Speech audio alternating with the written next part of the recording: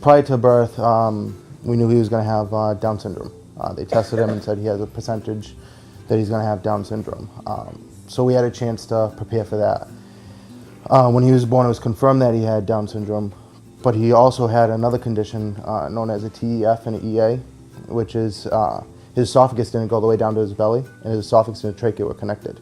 Not even 2 or 3 hours after he was born, they were coming in and telling us the news. 4 days old, we're whittling the baby down to Hasbro so that he can have a 5-hour surgery. So that type of surgery, they usually have like a breathing tube. They tried to take the breathing tube out, he failed, couldn't breathe on his own. Along that line, we also found out that he had 2 holes in his heart that were really, really big.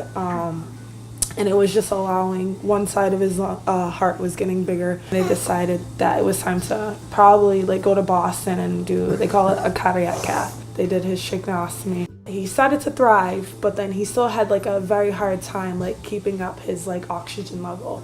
He would drop. There was numerous of times that he actually went into like a cardiac arrest, that his O2 just dropped, thing just stopped. And we were all present at the time and just watching this like crying kid to like nothing at all. Here you are. I mean, this is supposed to be the most joyous moment of your life, childbirth. You have a new son into your world, and within hours, everything is just flipped upside down. Yes.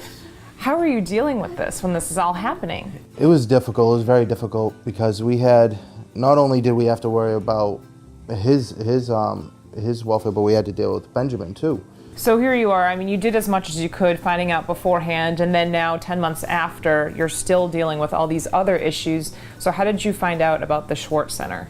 Basically how we found out was from them going and visiting kids at my old job. We also called around to other places too, but we found that the nice thing about the Schwartz Center is they were very family oriented.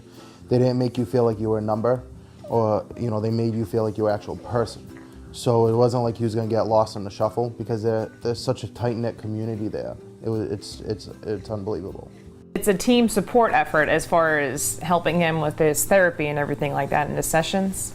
I feel like with them, like, because we have both PT and OT, they're like his girlfriends. Like they're so funny. Like whenever they come in, they're like, "Hi, Brayden." Like they're smiling, they're loving him, they're kissing him. Like he loves them. How has he, when he first started to where he is today?